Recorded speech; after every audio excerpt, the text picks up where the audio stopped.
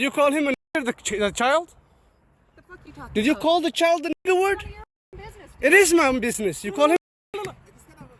So this is a viral video that many of you have already seen, and by the way, it will be linked without my redactions of certain language in the description of my video, under where it says sources, of Shiloh Hendrix, a Rochester, Minnesota woman, getting into an argument with a Somali man who has an interesting criminal history over the issue of whether or not she referred to a black boy at the playground as the N-word. Now, throughout the course of the viral video, Shiloh essentially owns up to the fact that she did say that, and her reasoning, her rationale for it, is that alleged black boy ended up going into her bag and took a toy that was meant for her child, and therefore, since he is going to steal, she is going to hurl racial epithets at him. Now, of course, like we've seen with a bunch of different viral Karen hoaxes, which is distinct from this situation right here, people have decided to target this woman in an attempt to ruin her life. They publish her name, her address, all these other personal details. There have been reports of people following her home, and I'm not sure if this particular Somali guy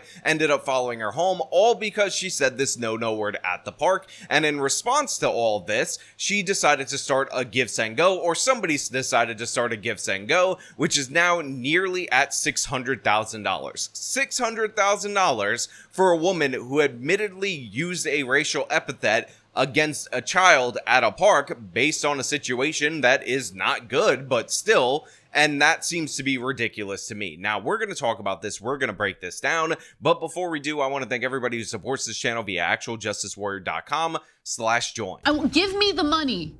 Give me the money. Okay? Okay, why don't you have the balls to say it right now again? You nigger. Okay. All right, that's what you say. You don't go digging through people's shit, you dumb. Nobody digging into your shit. A little kid just did, you dumb. That little kid, you call him a nigger? Yeah. The little child? What if he acts like one, he's gonna do Are you all about of to it. hit him? You chase him here?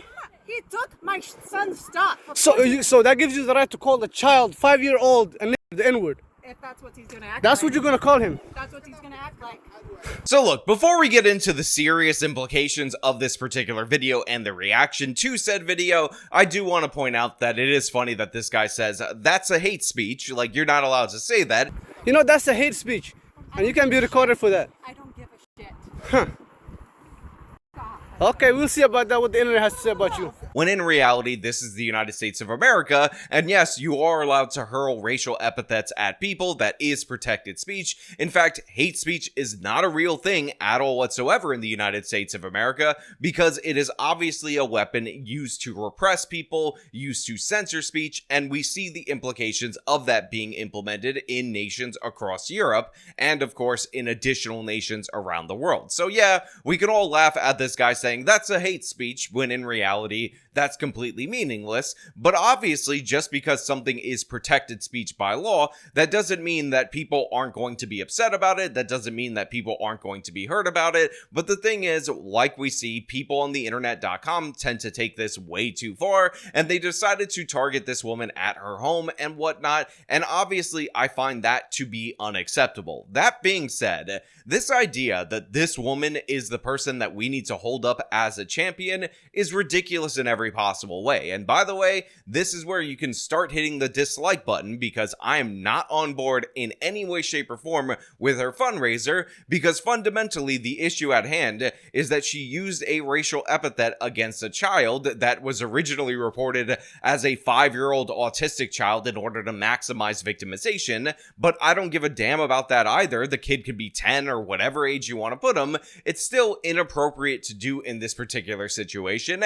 And of course, it is not worthy of nearly $600,000. Now, of course, the excuses come pouring in from all different sides. We end up hearing about how, oh, well, the reason we got to raise this lady money is because black people ended up raising money for Carmelo Anthony, who murdered a white person. And you're not going to tell me that it's actually worse for you to raise money for a black killer rather than a white woman who used a racial epithet. And obviously, I'm not going to say that because that's ridiculous, but that's the most obvious false dichotomy in the history of ever. Yeah, Carmelo Anthony and his supporters are gravely immoral. On this channel, I said repeatedly, and I've stuck by this probably earlier than anyone else, that the reason people are donating money to Carmelo Anthony, supporting Carmelo Anthony, manufacturing fake autopsy reports and fake police statements in order to defame Austin Metcalf, it's not because these people think Carmelo Anthony is innocent, it's because they know he's guilty and they like the fact that he killed a white person. And I liken it to the O.J. Simpson jury, who again admittedly said they knew OJ was guilty and they voted not guilty due to the fact that they wanted revenge for things like Rodney King. Do you think that they're members of the jury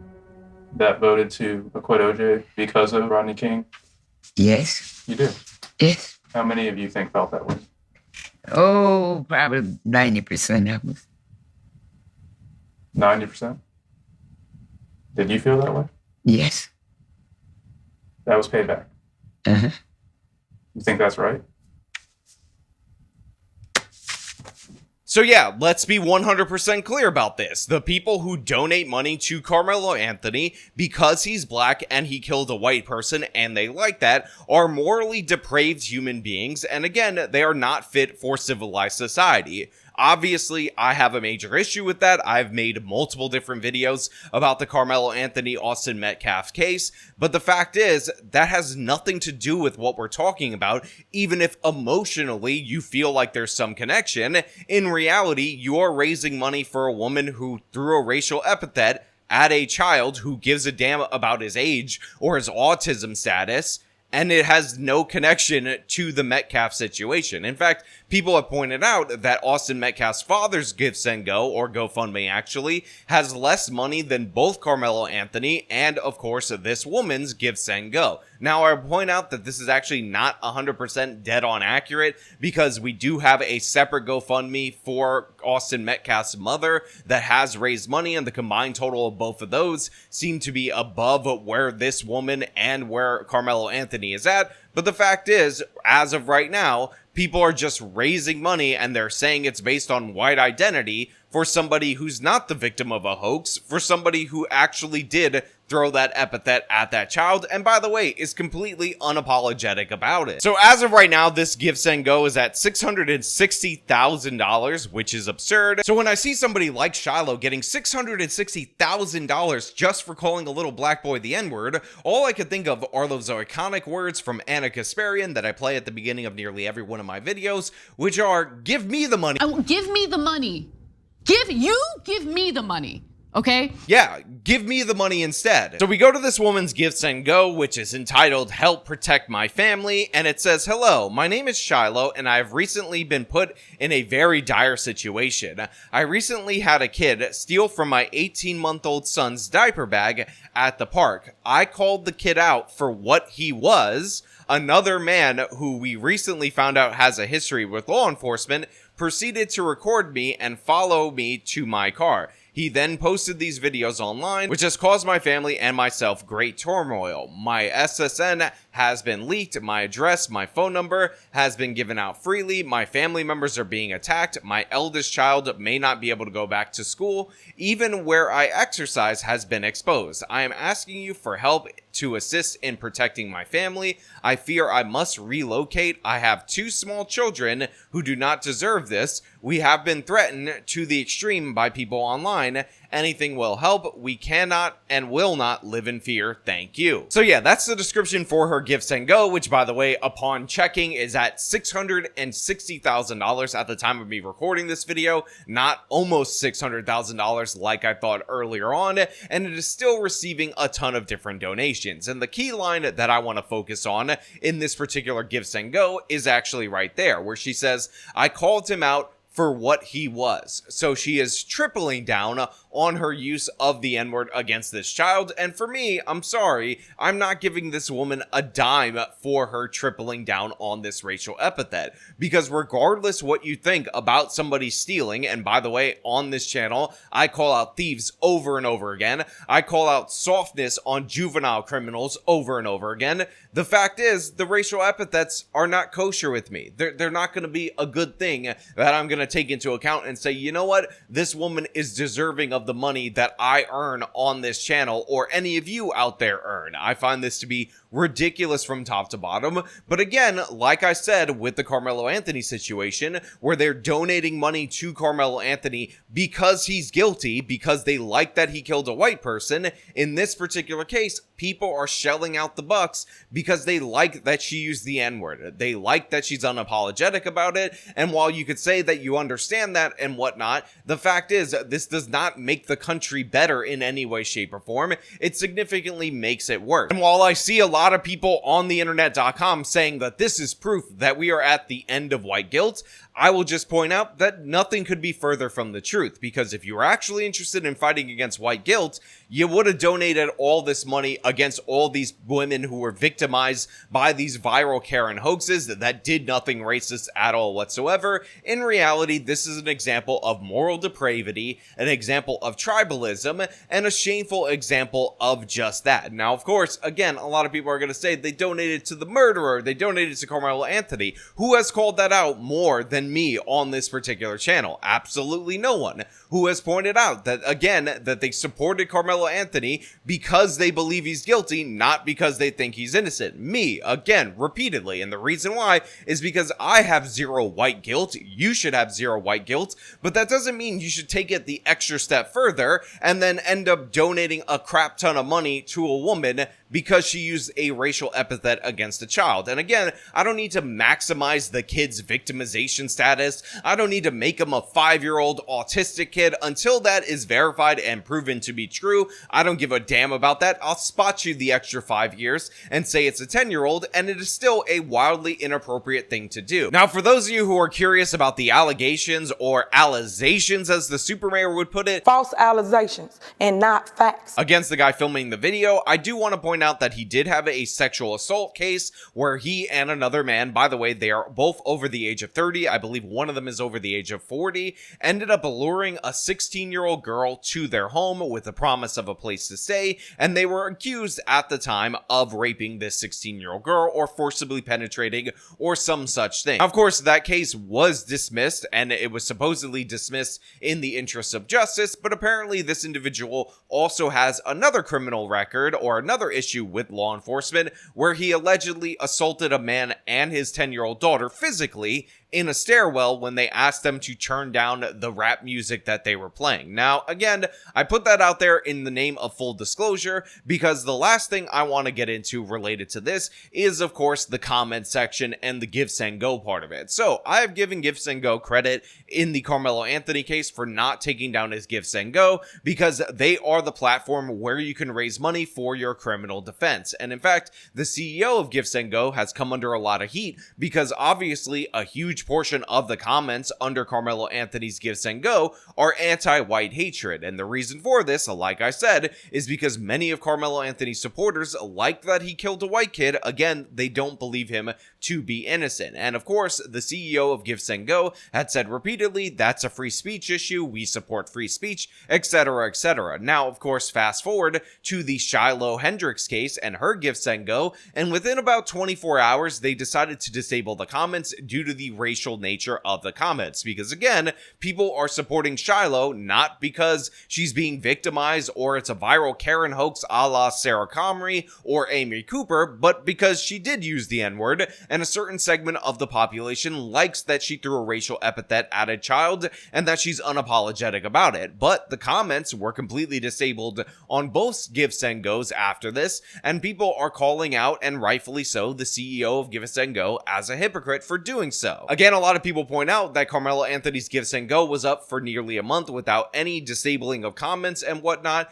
but less than a day of Shiloh's, and all of a sudden they do that, and then for the appearance of neutrality, they end up disabling the Carmelo Anthony comments. Again, this is true, it is obvious evidence of a double standard, but the fact is, I actually heard that in a Twitter space, and I don't have the audio for you right now, that the CEO of GiveSendGo alluded to what I actually thought was behind this, which is that credit card processors are looking for a way to pull their processing ability from all these different alternative platforms. And you guys know GiveSendGo is the non-woke alternative to GoFundMe. And the fact is that credit card processors don't give a damn at all whatsoever about anti-white hatred. So all of those comments under the Carmelo Anthony GiveSendGo never actually led to the threat of consequences against the company. So it was perfectly fine in the mind of the CEO to leave that up for freedom of speech, because he had no issue with the comments related to the Kyle Rittenhouse case or related to the Daniel Penny case. Again, GiveSendGo being the platform where money was raised for that. However, they do hate the idea of anti-black racism. So within one day, I am sure he was contacted by Visa, MasterCard, American Express, and Discover to tell him, hey, if you don't cut these comments out, we need to pull the credit cards for this. And therefore, in order to save both GiveSendGos, or in order to save Shiloh's GiveSendGo, I think this is the reason why he decided to pull the comments from both sections. Now, again, it is a double standard. It is ridiculous and absurd, but I think the double standard is actually being held by the credit card processors rather than GiveSendGo, who, again, I believe left to their own devices, would leave the fundraiser up completely unchanged and allow the comments, which, by the way, are quite nasty on both fundraisers, to go unchallenged. Now, with all that being said, with all that information out there, my overall takeaway on this particular issue is no, absolutely not. I am not on board, and neither should you be. The fact is, yes, the people behind the Carmelo Anthony fundraiser, which, by the way, has nothing to do with this,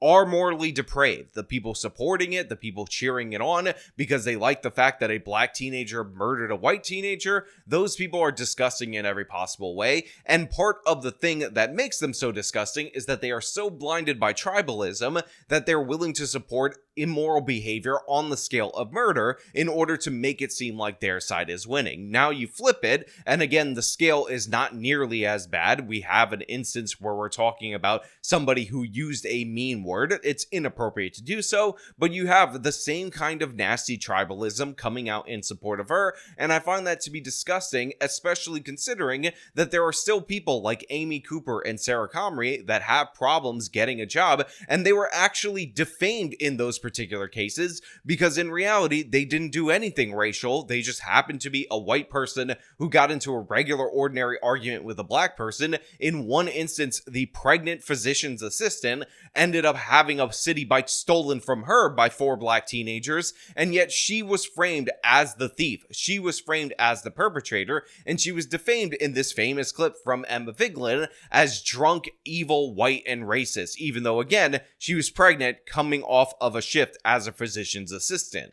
She's in work clothes, so my first thought was, is she drunk? Like, is she? I don't know, but she just seemed really out of it, and she's straight up racist, totally. But there was like, she wasn't really making a ton of sense, which was bizarre. And they were like, "This is my bike. Just go to the other bike stand, the little docking station, and get your own. It's not that difficult." But yeah, I mean, the white woman fake crying thing, I could do it too, but and then you just turn it off. Sarah Comrie is somebody who deserves the $660,000 that Shiloh has raised, because it was so absurd to make the claim that a pregnant 36-year-old physician's assistant walked up to black teenagers to steal their bike, something that has never happened in the history of the country, and yet she didn't get anywhere near this kind of payday because, again, it's not actually about framing a white person or harming a white person or doxing a white person in order to forward a racial agenda. This is about people getting tribal and wanting to celebrate the fact that this lady said the N-word and was unapologetic about it. Amy Cooper, same situation. She got cornered in a park by somebody who was threatening to take her dog. Again, according to his own Facebook post, he ends up getting a National Geographic show called Extraordinary Bird Watcher or some such nonsense, and she still, years later, was finding it impossible to find work. She deserves this kind of money, not Shiloh. But you know what? Those are just my thoughts about this particular case. I want to know what you guys think down in the comments below. If you like this video, show them by leaving a like, subscribe for more content, follow me on the social medias, support me via the support links in the description of this video. This has been me talking about some absurd tribalism from a group of white people on the internet.com. Till next time.